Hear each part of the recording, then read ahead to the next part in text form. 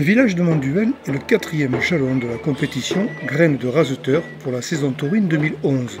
Dans le parcours, bon, malheureusement, il y a eu la pluie à Saint-Dionysie. On a essayé de la faire 3 fois, mais 3 fois il a plu. C'était le fameux week-end de l'Ascension, donc ça a été compliqué. Et bon, on a commencé en fait à Dions jeudi.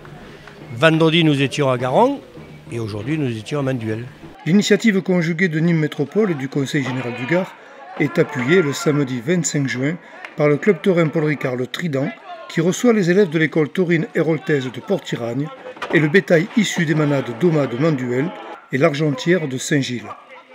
Pour une telle course, il est nécessaire de sélectionner les biots en tenant compte de l'expérience des hommes en piste sans perdre de vue l'objectif de voir briller les espoirs de la manade. Là aujourd'hui j'ai sorti des taureaux, 2 taureaux d'un certain âge qu'on n'a pas trop l'occasion de sortir.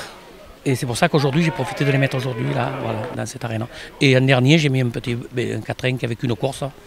Voilà, on mélange un peu, voilà. Puis on ne connaissait pas cette école taurine de Port-Iragne. La capellade est honorée par la présence des farandoleurs cheminots nîmois, et c'est devant un public clairsemé que s'expriment les protégés d'Alexandre Ruiz, et effeuiller la Marguerite aurait pour conséquence de devoir rappeler régulièrement le caractère dominant du bétail qui a privé les hommes d'initiative. En conséquence des difficultés rencontrées par les graines de raseteurs, nombreux sont les acteurs en noir à avoir regagné leurs appartements, encore équipés de leurs attributs, exception faite de quelques cocardes et d'un seul gland. Moi ça me fait bisquer parce que je suis là pour juger, pour voir mes taureaux, quoi. Et quand vous les voyez pas raseter, ça fait vraiment bisquer, quoi. Ce qu'on demande, c'est que les jeunes passent, rasettent, quoi. Et là aujourd'hui, bon, je suis resté sur ma faim, quoi, voilà. J'ai pas pu juger mes taureaux. Je sais qu'ils ont des qualités, mais j'ai pas pu les voir travailler, voilà. Ça c'est bon, c'est comme ça. Il y a des jours comme ça, des jours avec, des jours sans, voilà. Il est vrai que les sauts répétés du bétail au-delà des barrières privent les hommes de temps de course. Mais bien que le numéro 530 de Doma ne quitte pas la piste, cela ne l'empêche pas de rentrer au toril, encore armé de la totalité de ses attributs, aidé par un pouvoir d'anticipation qui a tout fait de réduire à néant les efforts de ses adversaires de blanc vêtus. A noter cependant quelques séries encourageantes bien que tardives et une frayeur pour le jeune Jérémy Olivero avec le numéro 321 de l'Argentière. Oui, malheureusement, là, les taureaux ont archi-dominé.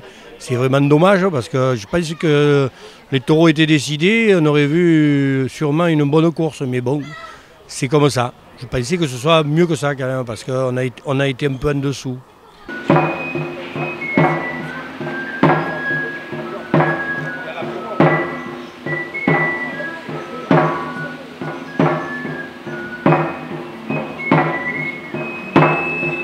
Après un entracte animé par les farandoleurs cheminots nîmois, la seconde moitié de la compétition montre un changement dans la continuité et un malaise persistant. Notamment avec le numéro 321 de la manade saint-gilloise qui prive le public de spectacle et le bio de travail, ce qui occulte les réelles capacités du bétail. L'atelier du coiffeur pour Jacques Loret à Manuel. Un an de plus.